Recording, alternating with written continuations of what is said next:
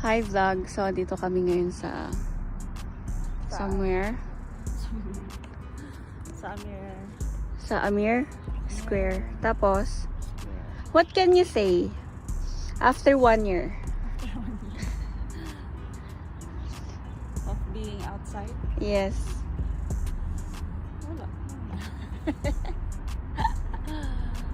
Okay naman. Anong masasabi mo ng difference ng Uzbekistan tsaka ng Kazakhstan? Interview pala to. Interview. Sa food. Okay, food. Uzbek. Sa culture. Culture. Same. Sa Pero mas welcoming ata sila dito. sa mga tao. Same. Magaganda, gwapo. Sa amoy. Mabango, girl. Ano pa ba? Transportation. Transfer. Mura naman. Mura. Same sila ng Kazakhs. Basta mag-Yandex. Yan. That's the tip. Kaso, mahirap nila kausapin. Kailangan nyo ng translator Google app. Translate. Yun.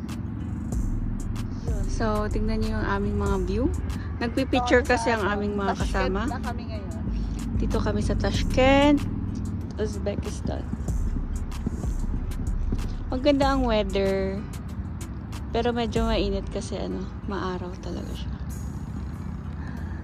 So yun, try nyo sa Samarkand guys. From Samarkand, tsaka kayo mag-Tashkent. Pag kayo, bullet train. Maganda experience. Hindi nyo na ulitin. Pero it's a good one. Ano lang siya, Try no? old na din kasi yung train. At least bullet train. Tsaka syempre, mekos-mekos na. Pero maganda experience. Syempre, hindi naman natin yun. Tsaka mababait sila guys. Oo.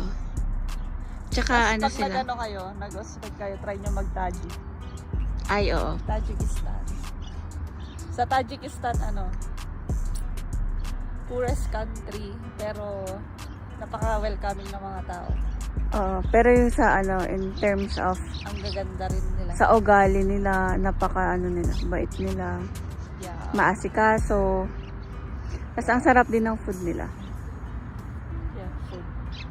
Food is the best. Mas lalo na Samarkand. So cheap. Oo din, So no? good. So cheap, so good. So nice. So better. So Mas great. lalo na pag gusto nyo ng mahilig kayo sa steak. Ay, oo, guys. Samarkand, the best. Share namin sana yung pero hindi ko alam kung may photo kami nung restaurant. The Mura best. lang siya actually. Parang fine dining na rin ata siya. Oo, tapos yun lang yung binayaran natin, no? Parang ang binayaran namin each doon sa may sa may steak is around 25 each. 25 dirhams each. Yun lang. Tapos ang taxi nila dito, pinakamahal namin binayaran. Trinay kasi namin yung business class, which is parang 7 dirhams lang. Ang kaibahan lang ng business class, may water ka, tapos nakataksido yung magsusundo sa'yo. Pero kung titignan mo, 6 dirhams lang pala yun. Tapos ang minimum nila bayad dito sa taxi parang 3 dirhams. Yes. 2-3 ganun. True. 2 to 3 dirhams. So mura. Carry. Oo. Masaya. It's a good vacation. Bye. Okay, go. Madam! Madam, suspect! Gustong iuwi yung host ng Airbnb. Okay. Anong masasabi mo sa Uzbek? Masasarap ang mga pagkain. Okay. Mga nagluluto ng pagkain. Okay. Pati mga nagsiserve ng pagkain. In short, masarap na. Ito po ang ating special guest. Welcome. Special guest. Hindi ko din naman. Special guest na kailangan ng training ng picture, ng video. Pero gagawa nila. Lalo na si baby boy doon sa Ay.